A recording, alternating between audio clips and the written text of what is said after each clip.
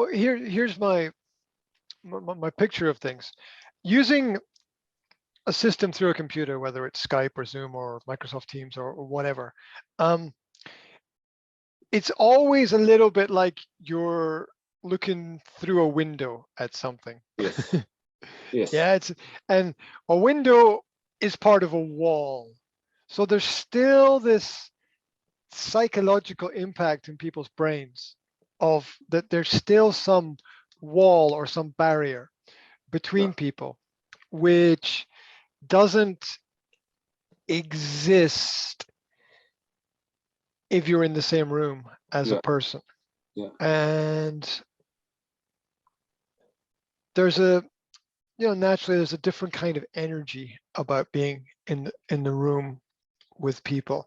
Now, if you're good at reading body language, you can see things anyway, but you only get a window into the picture, Mm. and you don't see everything that's going on. And that relates to an element of trust. And this is going to get more complicated in the future as a lot of physical interactions are going to be replaced with avatar based interactions, as Mm. Facebook are already doing that with their Horizon worlds and their management meeting systems. And everybody's got their little avatar, which will, at the end of the day, it'll represent themselves. But there's there's no substitute. There's nothing better than sitting in the same physical space as somebody else. It's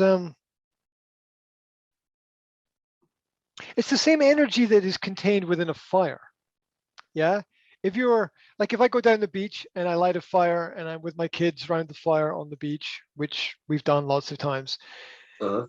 there's great energy there. There's the heat from the fire. There's the wind. There's the sound of the water. There's the smell in the air, and the great energy comes from all of those things being together, all the elements. You just won't ever get the same feeling through technology, Mm. and that's uh, that's important for making things better in the world, because there's a lot more going on biologically than people are aware of in terms of communication and information. The smell of people, for example, the smell of people affects their interactions. Uh-huh. It's strange, but it's true. Some some people smell better than others. Not that you should be smelling. Not that you should be smelling people, right? Maybe we'd leave that for the dogs to do, perhaps. But uh, it does, you know, make a difference. Also, the physical aspects of things are important as well. You don't see the complete physicality of a person or situation. Some people have a very strong physical presence when they're in a room, right? Mm. There's some kind of energy and magnetism about themselves, which doesn't come across so well digitally, because digitally means you have to be a bit more than yourself. You have to give a Mm. little bit more, like an actor in front of the film camera. Mm. They're never themselves. They're always acting.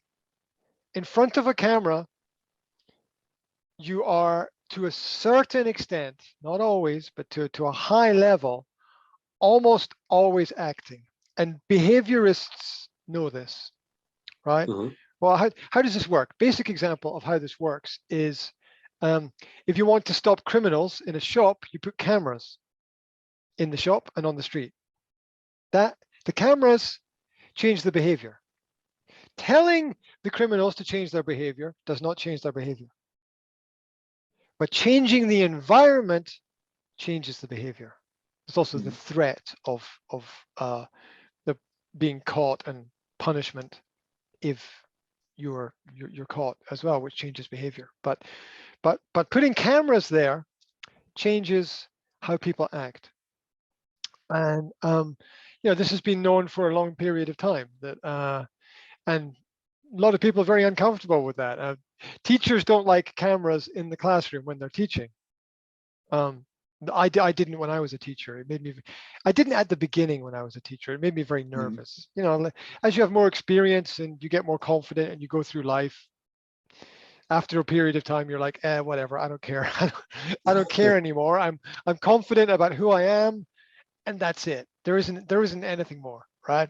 So so I would always say, be very aware of how technology changes people, that it can make people act differently in terms of there being a camera there, or people when they know they're being recorded, in general, they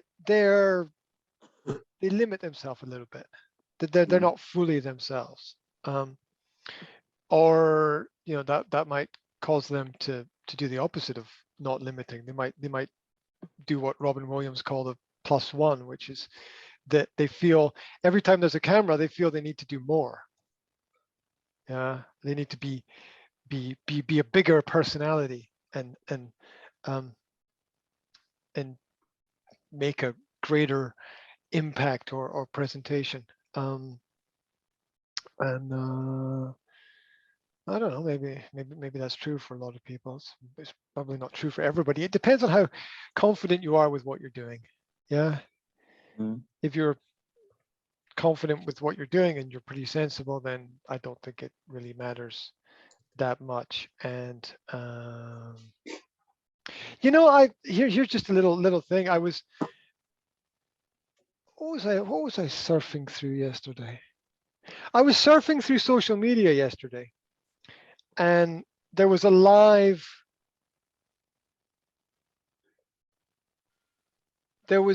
discussion about cryptocurrencies between Jack Dorsey, it's like the former CEO of Twitter, Elon Musk, the new owner of Twitter, and two other people. I don't know who the other people were. And it was a live, like Zoom, Facebook discussion, just like we're having right now.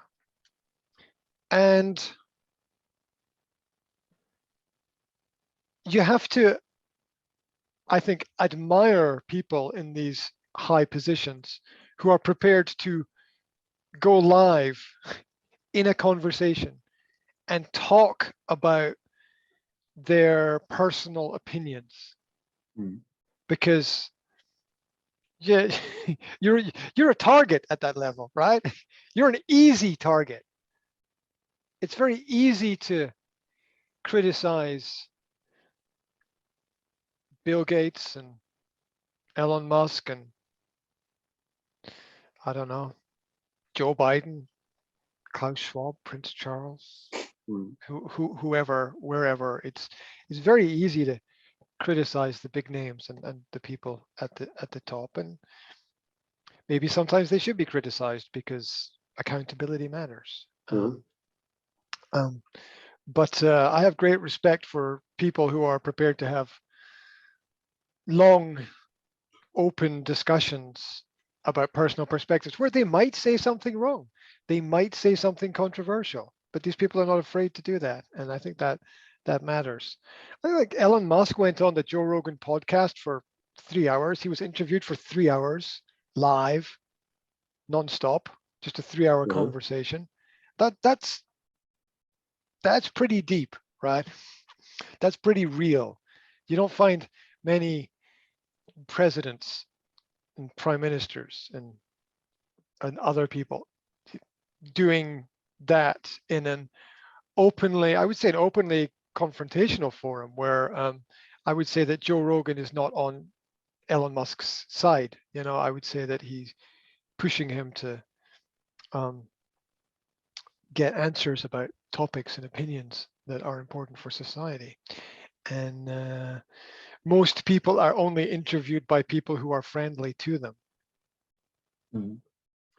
Most people don't get asked the difficult questions. But it's the difficult questions that matter. I always say that to people. It's the difficult questions that matter. A convenient relationship probably isn't a good relationship.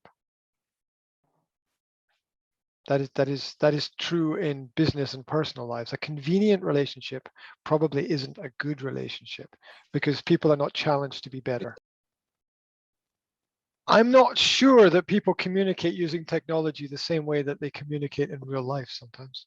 I think I've noticed differences. The only way to get to know somebody is to have a long conversation with them. That's really important. I'm sorry, I'm going to write that down.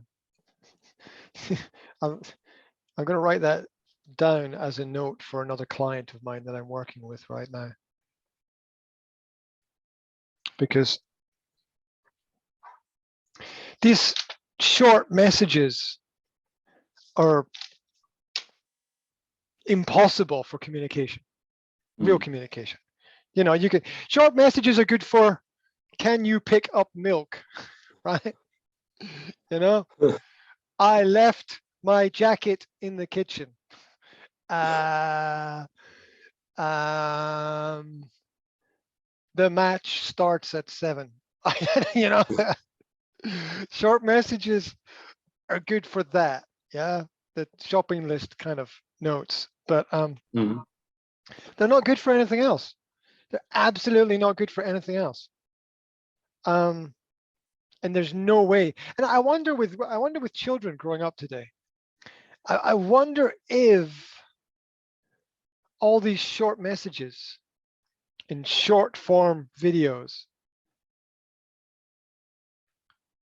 the TikTok videos or the YouTube shorts, I think that's what they're called, and the other short clips. Everything is a clip now. Have you noticed? Everything is a clip. Nothing is the full thing. Yeah. Right. And as always, I relate everything to football. Yeah, I don't like football, but everybody understands football. So I relate everything to football. Yeah. Watching the goals from the game is very different from going to the match. Because most of the match, very little is happening in the context of goals. Now, there's a lot, there's the organization, there's the travel, there's the meeting people, there's the having fun, there's the conversations, there's the things that nobody sees. They're all part of the process. But, you know, you might spend 3 hours involved in something to watch one goal or even no goals. That's really deep philosophically, right? You know, in terms of human emotional experiences. That's really, really, really deep to spend several hours and the end result not be what you want, but you still be happy to a certain extent because you shared an experience with people. Oh my God, that's life. That's life, right? That's an analogy for life. Life is the football match that you go to where nobody scores a goal. That's life. Because what happens? You find a partner in life, you decide you want to be with them and live your life and share experiences, knowing that you're both going to die at the end, right? Which is you know, that's the negative and the positive of the situation. But that is so extremely important, even in the business world as well, where the fundamental principle of business is trying to guarantee everything.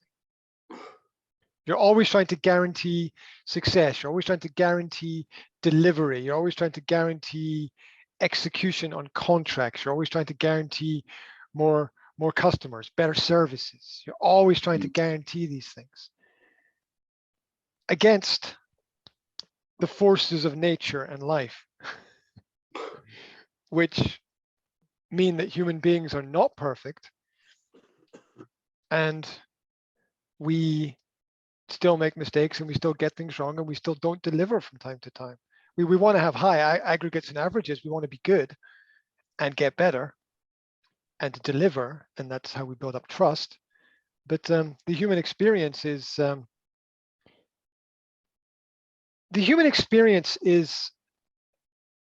small man in a little place called Nagasaki. And he grows up with nothing. But he works hard. He goes to school and he works hard. He does his homework. And he helps his parents and he helps his friends. Mm. And he has an idea one day. And he realizes that he can help people, that he can provide a service that people want. And he builds a business. Mm. And then one day, a group of motherfuckers in a foreign government decide to fly a plane over his city and drop a nuclear bomb on it. Right? That's it. Right? That's human reality. And that is the fact that some plans don't go according to plan. Some businesses crash and fail eventually. We don't want them to fail.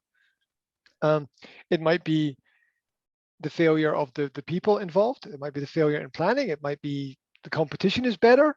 It might be that a volcano explodes. It might be that there's a tsunami. Might be that a foreign army invades. It might be that a non-foreign army invades. Right? It might be that your own system gets taken over by whoever, wherever, whatever. It might be some random fire burns down your building by accident. Right? Things go wrong from time to time. So sometimes God has other plans for us, and these things might all actually turn out to be good things at the end of the day. It's hard to process. The nuclear bomb thing probably is not a good thing, but the idea that the accidents happen and things go wrong, and how we deal with that is what matters. It's not the problem that's the problem, it's how you react to the problem. Yeah, it's can we solve this together? Right? That's the response. That's the response to any problem in business or personal life. Oh, there's a problem. Right. How can we solve this together? That's the only response that is necessary. Oh, you've got a problem. Okay, how can we solve this together? Oh, there's a problem with that. How can we solve this together? There's a problem over there. Okay, how can we solve this together? That's the only response necessary. Not a, oh my God, or who's to blame, or I don't know what to do. It's right. How can we solve this together? Let's act. Let's be proactive. The proactive might be solving the problem before the problem even happens, which is less and less common in the modern world as people wait for things. People wait for the problem to happen and then go, yay, something to do, right? I've seen that most of my adult life, that there's a lot of unnecessary business created from the existence of problems, which perhaps probably shouldn't exist. But a lot of people don't understand that we can actually have less problems if we want. It's a choice. It's a choice that we all have to make. So, what did I want to say? Yeah. There's a lot in that about problem solving. But as I've said before, business is just problem solving, right? Every Yes. day people every day people send you their problems, maybe created by them, right? Maybe, I don't know. And your job is to navigate these problems that are sent to you, and find a way to make everybody happy, which we all know is Mm. impossible. Right? It's absolutely, it's absolutely here's a key point. It is absolutely impossible to make anybody happy. Mm. To make anybody happy is impossible because their happiness is their choice. Right? Their happiness is Yeah. their choice. You can do everything for somebody and them still not be happy because their happiness is their choice.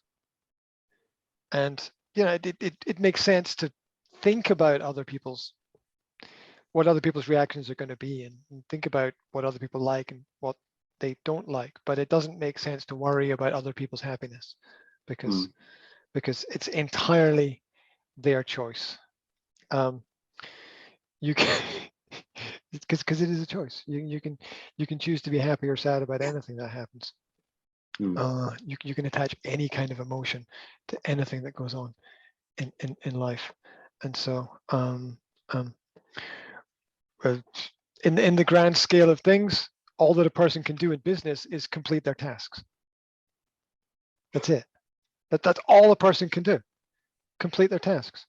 Mm. There is nothing. There's really not much more. You can give businesses can give themselves mission statements, and we want to provide water to 15 million people in Africa, or computers to every child in Venezuela, or nappies to all the babies, or whatever social cause you want to be a part of.